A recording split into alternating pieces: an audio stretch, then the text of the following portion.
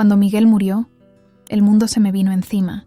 35 años de matrimonio no se borran de un día para otro, y menos cuando te quedas sola en una casa que de repente se siente enorme y vacía. Los primeros meses fueron terribles. Me levantaba por las mañanas y por un segundo esperaba escuchar su voz desde la cocina, o el ruido de sus pantuflas arrastrándose por el pasillo. Pero no había nada, solo silencio y el eco de mis propios pasos. Julián, mi hijo menor, empezó a visitarme más seguido. Venía después del trabajo, se quedaba a cenar conmigo y me ayudaba con las cosas de la casa. Una tarde, mientras tomábamos café en la sala, me sorprendió con una propuesta que no esperaba. «Mamá, Clara y yo hemos estado hablando», me dijo, removiendo el azúcar con más fuerza de la necesaria.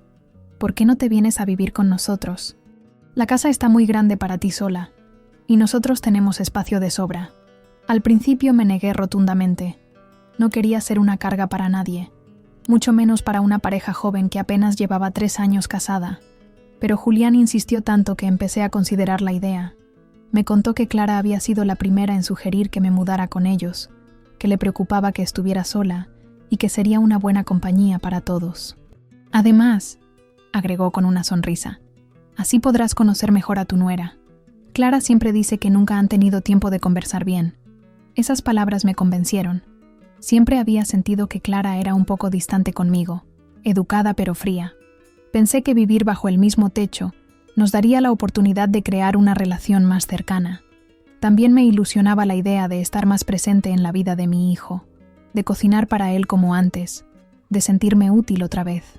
3 semanas después, Julián llegó con una camioneta prestada para ayudarme con la mudanza. Empaqué lo más importante: mi ropa, algunas fotos, los libros que más me gustaban y el juego de platos que había sido de mi madre. Todo lo demás lo dejé en la casa, porque Julián me aseguró que no era necesario vender nada todavía. La casa de Julián y Clara estaba en un barrio tranquilo de Puebla, con calles empedradas y casas coloniales bien conservadas. Era más pequeña que la mía, pero muy bonita, con un patio interior lleno de plantas y una cocina moderna que me llamó la atención. Clara me recibió con una sonrisa que me pareció genuina y me mostró la habitación que sería mía. «Esperamos que te sientas cómoda aquí, señora Mercedes», me dijo mientras abría las cortinas. Julián arregló todo para que tuvieras tu propio espacio. La habitación era pequeña, pero acogedora, con una cama individual, un armario de madera y una mesita de noche. Tenía una ventana que daba al patio, y desde ahí podía ver las bugambilias que trepaban por la pared. Me gustó inmediatamente. Los primeros días fueron como una luna de miel. Clara se portaba atenta. Me preguntaba si necesitaba algo. Me incluía en las conversaciones durante la cena. Julián parecía feliz de tenerme cerca. Me contaba cosas del trabajo que nunca me había contado antes y me pedía consejos sobre asuntos de la casa. Yo me esforzaba por ser la huésped ideal. Me levantaba temprano, tendía mi cama, mantenía mi habitación impecable y ayudaba con la limpieza sin que nadie me lo pidiera. Cuando Clara cocinaba, yo me ofrecía para lavar los platos o picar las verduras. Quería demostrar que no era una carga, que podía contribuir a la armonía del hogar. Pero las cosas empezaron a cambiar de manera sutil. Primero fueron detalles que apenas notaba. Clara dejaba de contestarme cuando le hacía preguntas mientras cocinaba. Cuando yo terminaba de limpiar la sala, ella pasaba después con un trapo, como si mi trabajo no hubiera sido suficiente. Durante las comidas, dirigía la conversación hacia temas que yo no conocía, haciendo que me sintiera excluida. Al principio pensé que era mi imaginación, que tal vez estaba siendo demasiado sensible. Después de todo, era normal que necesitáramos tiempo para acostumbrarnos a vivir juntas, pero cada día, las señales se volvían más evidentes. Clara empezó a hacer comentarios sobre cómo organizaba yo mis cosas, sobre el tiempo que me tardaba en el baño, sobre el ruido que hacía al caminar por las mañanas. Julián trabajaba muchas horas en la ferretería familiar y llegaba cansado, así que casi no se daba cuenta de estos cambios. Yo tampoco le decía nada, porque no quería preocuparlo ni crear problemas entre él y su esposa. Pensaba que con paciencia y buena voluntad, las cosas se arreglarían solas. El cambio fue gradual, pero llegó un momento en que ya no pude ignorarlo. Todo empezó una noche de viernes, cuando me quedé en mi habitación leyendo hasta tarde. Escuché que Clara y Julián cenaron sin avisarme, y cuando bajé a la cocina alrededor de las 9, Clara estaba guardando los trastes. ¿Ya cenaron?, le pregunté, tratando de sonar casual. Sí, pensamos que no tenías hambre, respondió sin voltear a verme. Pero ahí quedó algo. Señaló un plato cubierto con un trapo sobre la mesa. Lo destapé y encontré un poco de arroz reseco y 2 pedazos de pollo que ya se veían tiesos.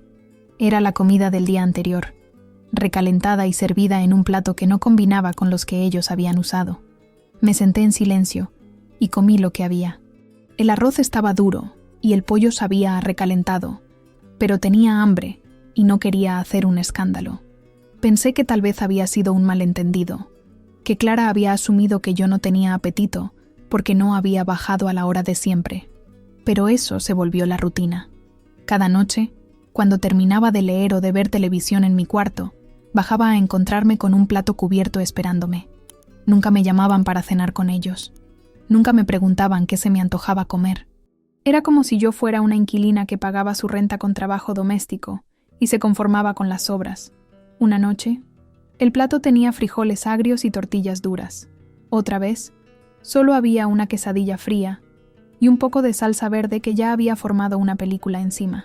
Comencé a cenar más temprano en mi habitación, con galletas y fruta que compraba cuando salía al mercado, para evitar esos momentos tan humillantes. Clara empezó a volverse más directa con su hostilidad. Dejaba notitas pegadas en la nevera con instrucciones para mí, como si yo fuera la empleada doméstica. Mercedes, no olvides limpiar el baño de visitas. Mercedes, las plantas del patio necesitan agua. Mercedes, por favor lava las ventanas de la sala. Nunca me pedía las cosas de frente. Siempre era a través de esos papelitos que me hacían sentir como una intrusa en mi propia familia. Empezó a mover mis cosas sin avisar. Un día no encontré mi champú en el baño y lo hallé guardado en una caja debajo del lavabo.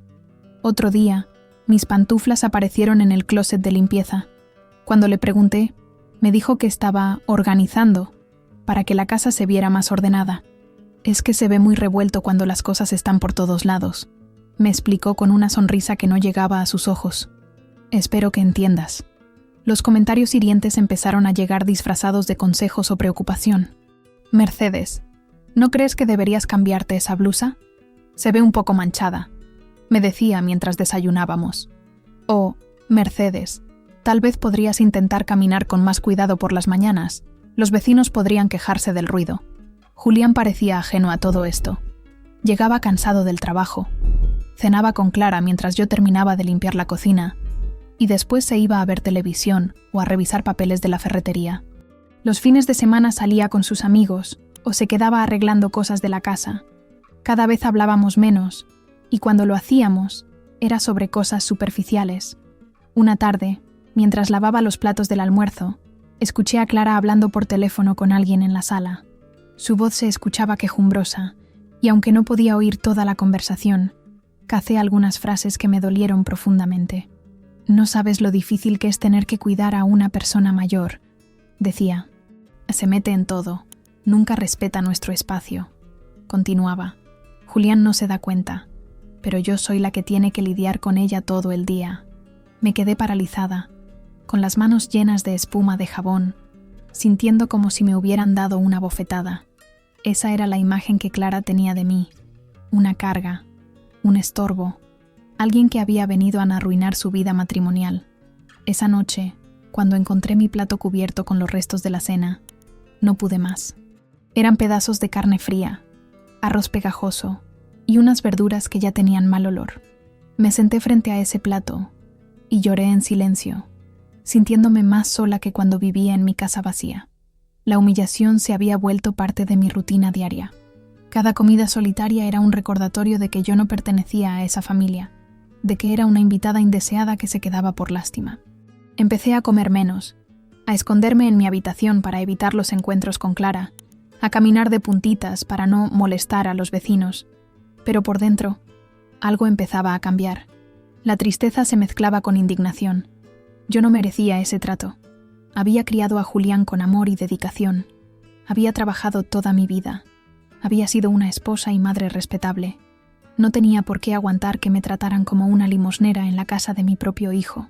El día que todo cambió Fue un martes por la tarde. Había terminado de limpiar toda la cocina, como lo hacía cada día después del almuerzo.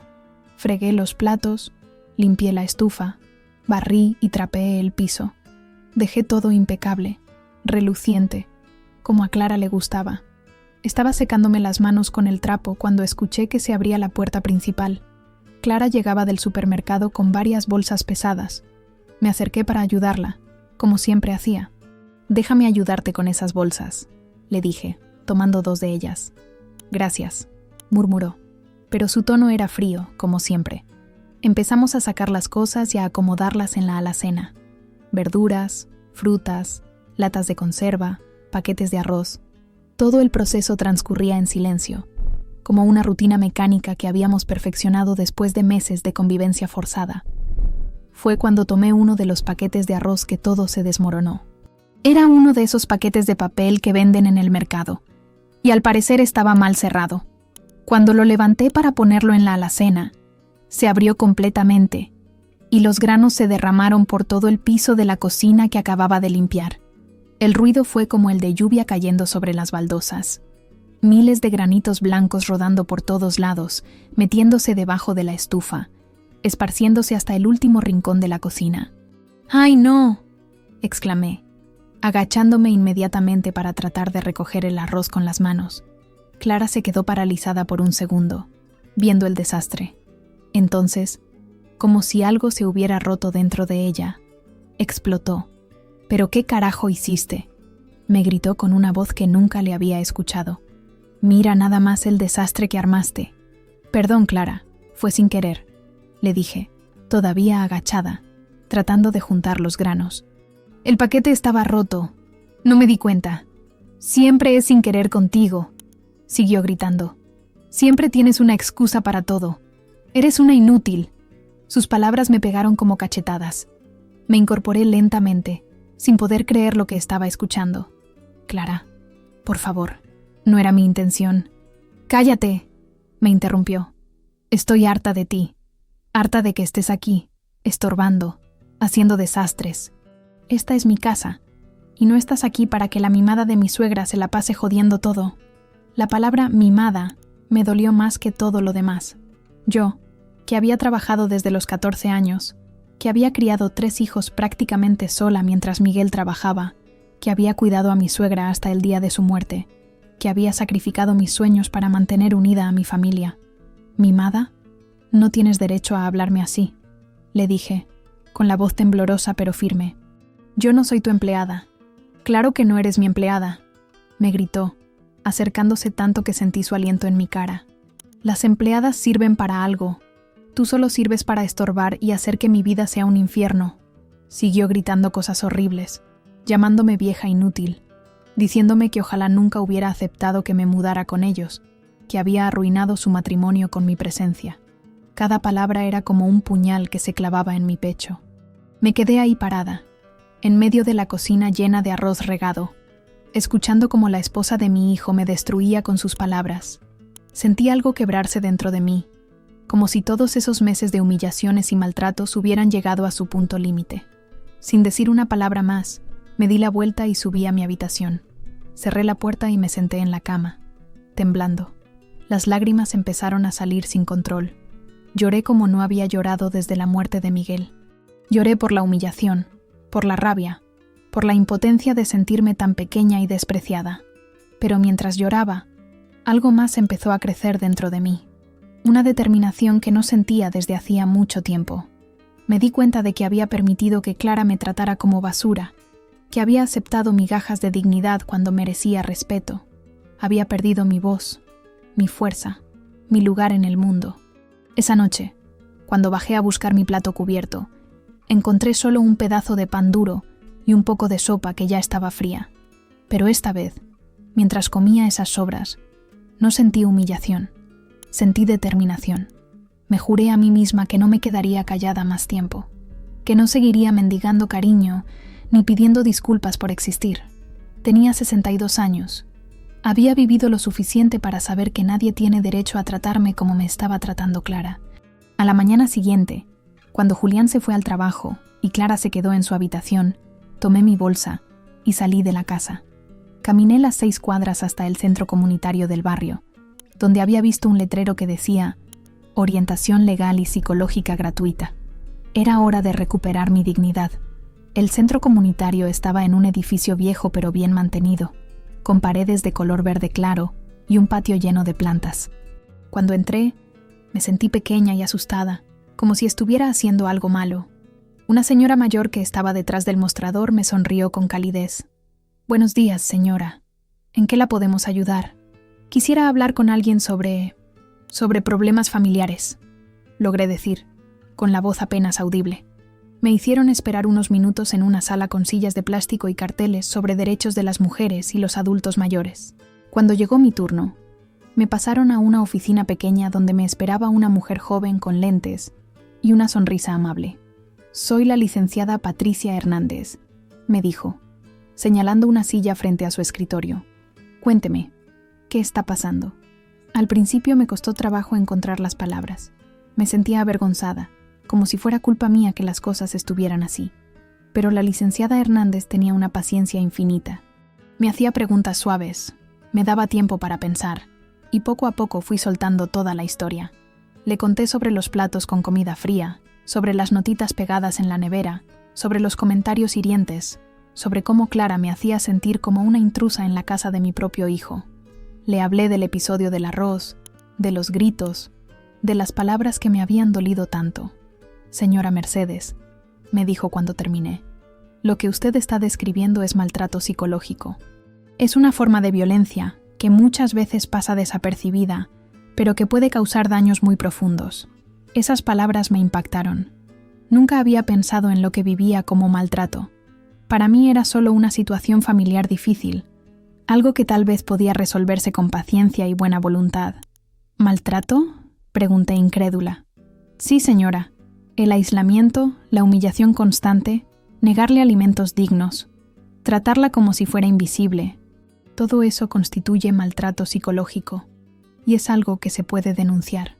Me explicó que tenía derechos, que no tenía que aguantar ese trato, que había leyes que me protegían.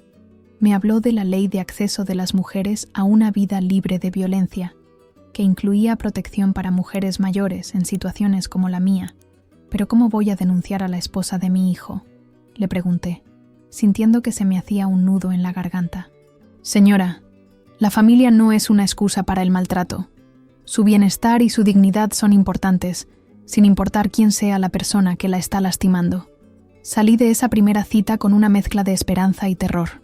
Me dieron folletos informativos y me citaron para la siguiente semana, para tener más tiempo de pensar. Pero yo ya había tomado la decisión. No podía seguir viviendo así. Durante los siguientes días, empecé a documentar todo. Tomé fotos de los platos con comida fría que me dejaban. Guardé las notitas que Clara pegaba en la nevera. Anoté en un cuaderno todos los comentarios hirientes que recordaba. También hablé con doña Carmen, la vecina de al lado, que había presenciado algunos episodios cuando Clara gritaba. «Ay, Mercedes», me dijo doña Carmen mientras tomábamos café en su cocina. «Yo siempre me preguntaba por qué tu nuera te hablaba así. No es normal, mi hija». Una semana después, volví al centro comunitario. Esta vez llevaba una carpeta con todas las pruebas que había recopilado. La licenciada Hernández revisó todo con cuidado y me explicó el proceso. «Vamos a presentar una denuncia formal», me dijo. «Tenemos elementos suficientes para proceder. Fotografías, testimonios, pruebas documentales. El caso es sólido». Llené los formularios con manos temblorosas. Nunca me había imaginado que tendría que poner una denuncia contra alguien de mi propia familia. Pero cada vez que dudaba, recordaba las humillaciones, los gritos, la sensación de no valer nada. «¿Qué va a pasar ahora?», pregunté cuando terminamos con el papeleo. «Se va a abrir una investigación. Van a citar a Clara a declarar, y dependiendo de lo que salga, podría haber consecuencias legales. También podemos solicitar una orden de protección para usted». El proceso se puso en marcha más rápido de lo que esperaba. A los 3 días, llegó un citatorio a la casa. Clara abrió el sobre con curiosidad, pero cuando leyó el contenido, su cara se transformó completamente. «¿Qué es esto?», me gritó, agitando el papel frente a mi cara. «¿Tú me denunciaste?». «Clara, yo solo». «Eres una maldita víbora», siguió gritando. Después de todo lo que hemos hecho por ti. Te dimos techo, comida y así nos pagas. Salió corriendo al patio, donde empezó a gritar como loca. Los vecinos se asomaron por las ventanas, y yo me encerré en mi habitación, temblando. Pero por primera vez en meses, no sentí miedo. Sentí que había hecho lo correcto. Cuando Julián llegó del trabajo esa tarde, se encontró con un espectáculo que jamás había visto. Clara estaba en el patio, descalza, gritándole a las plantas como si fueran personas. Tenía el pelo revuelto y los ojos rojos de tanto llorar. «Todas están en mi contra», le gritaba a las bugambilias. «Mi propia suegra me quiere arruinar». «Clara, ¿qué te pasa?», preguntó Julián, dejando caer su maletín junto a la puerta. Ella se volteó hacia él como una fiera. «Tu mamá me denunció. Me denunció como si fuera una criminal». Le aventó el citatorio y se puso a llorar de una manera descontrolada, con sollozos que se escuchaban hasta la calle. Los vecinos seguían asomados por las ventanas, y yo podía ver las cortinas moviéndose cuando trataban de espiar sin que los vieran. Julián leyó el papel con una expresión de confusión total. Levantó la vista hacia mí, que estaba parada en la puerta de la cocina, y después miró a Clara, que seguía llorando de manera histérica. «¿Mamá?», me preguntó, con una voz que no reconocí. «¿Qué significa esto?». «Julián, necesitamos hablar», le dije, tratando de mantener la calma. «No hay nada que hablar», gritó Clara. «Tu mamá está loca. Dice que la maltraté, que la humillé, todo porque le pedí que me ayudara con la casa». «Clara, cálmate», le dijo Julián, tratando de abrazarla. «Vamos a arreglar esto como familia». Pero Clara no se dejó abrazar. Lo empujó con tanta fuerza que Julián se tambaló hacia atrás. «No me toques», le gritó. «Tú también estás de su lado. Todos están contra mí». Corrió hacia la cocina y empezó a abrir las alacenas de manera frenética, sacando platos y aventándolos al piso. El ruido era ensordecedor. Platos, vasos, tazas, todo se hacía pedazos contra las baldosas. «Clara, para», gritó Julián, corriendo detrás de ella. «Te vas a lastimar». Pero ella siguió rompiendo cosas, como si no pudiera parar. Tomó el florero de la mesa y lo aventó contra la pared. Después agarró las ollas y las tiró al piso con un estruendo que se escuchó en toda la cuadra. Fue doña Carmen quien llamó a la policía. Llegaron 2 patrullas con las sirenas encendidas, y los oficiales tuvieron que sujetar a Clara para que dejara de romper cosas. Julián estaba paralizado, viendo a su esposa como si fuera una extraña. «Señora, tiene que calmarse», le decía uno de los policías, mientras ella seguía gritando incoherencias. «Suéltenme, yo no hice nada malo». «¡Es ella la que está loca!», gritaba Clara, señalándome con el dedo. Tuvieron que esperar a que llegara una ambulancia con personal médico. Un paramédico le puso una inyección para calmarla, y poco a poco dejó de gritar. Cuando finalmente se quedó quieta, tenía la mirada perdida y hablaba en susurros. «No era mi intención», murmuraba. «Solo quería que se fuera. Solo quería mi casa de vuelta». La llevaron al hospital psiquiátrico para evaluación. Julián se fue con ella, pero antes de salir, me miró con una expresión que jamás olvidaré. Era una mezcla de dolor, confusión y algo que parecía decepción. «¿Por qué no me dijiste nada, mamá?», me preguntó. «¿Por qué no me contaste que te sentías mal?». «Traté de decírtelo, hijo», le respondí, «pero nunca parecías darte cuenta». Se quedó en silencio por un momento, viendo los pedazos de platos regados por toda la cocina. «Nunca la había visto así», murmuró. «Nunca pensé que fuera capaz de...». No terminó la frase. Salió detrás de la ambulancia, dejándome sola en una casa llena de vidrios rotos y silencio. Esa noche, llamé a mi hija Carmen, que vive en Guadalajara. Le conté todo lo que había pasado, y aunque al principio se mostró escéptica, cuando le expliqué los detalles, su tono cambió completamente. «Mamá, ¿por qué no me dijiste nada antes?», me preguntó, con la voz quebrada. «No quería preocuparlos», le respondí. «Pensé que las cosas se arreglarían solas. Hiciste bien en denunciarla», me dijo. «Nadie tiene derecho a tratarte así, no importa quién sea». También llamé a Roberto, mi hijo mayor, que vive en Monterrey. Su reacción fue diferente. Se enojó conmigo por exponer a la familia, por hacer un escándalo público. ¿Te das cuenta del problema que causaste?, me reclamó por teléfono. ¿Qué van a decir los vecinos? ¿Qué va a pasar con el negocio de Julián? Roberto, tu hermano se casó con una mujer que me maltrataba, le dije. ¿Eso no te importa? Las cosas de la familia se arreglan en familia, me respondió, no metiéndote con abogados y policías. Esa conversación me dolió tanto como los maltratos de Clara. Mi propio hijo me estaba culpando por defenderme, por no quedarme callada ante el abuso. 3 días después, Julián regresó del hospital. Clara había sido internada para tratamiento psiquiátrico. Le habían diagnosticado un brote psicótico agudo, posiblemente desencadenado por estrés y ansiedad acumulada.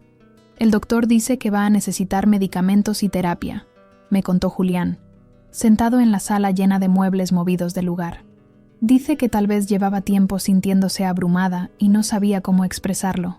¿Y cómo me vas a explicar todo lo que me hizo?, le pregunté. Julián se quedó callado por un largo rato. Cuando finalmente habló, su voz sonaba cansada, derrotada. No te voy a mentir, mamá. Yo sabía que Clara no era muy cariñosa contigo, pero nunca pensé que fuera tan grave. Creí que eran solo roces normales entre mujeres. ¿Roces normales?, repetí, incrédula. Perdóname, me dijo, con lágrimas en los ojos.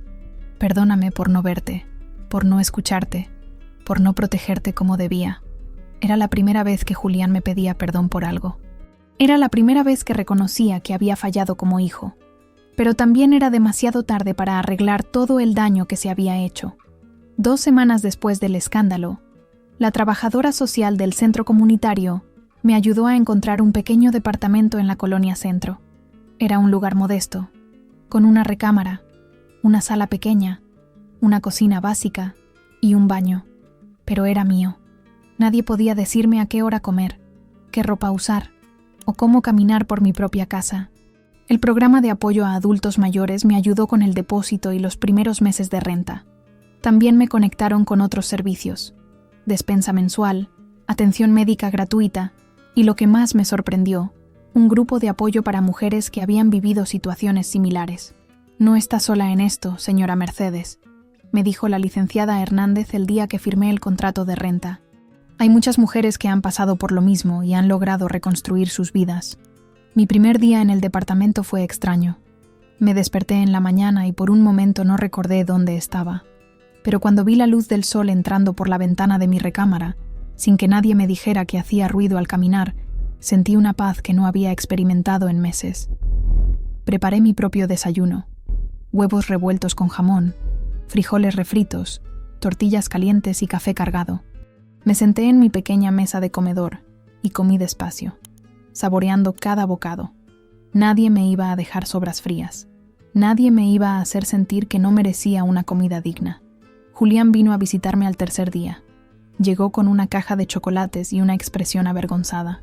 ¿Cómo estás, mamá?, me preguntó, viendo el departamento con curiosidad. Bien, hijo. Muy bien, le respondí. Y era verdad. Clara sigue internada, me contó, sentándose en el sofá que había comprado de segunda mano.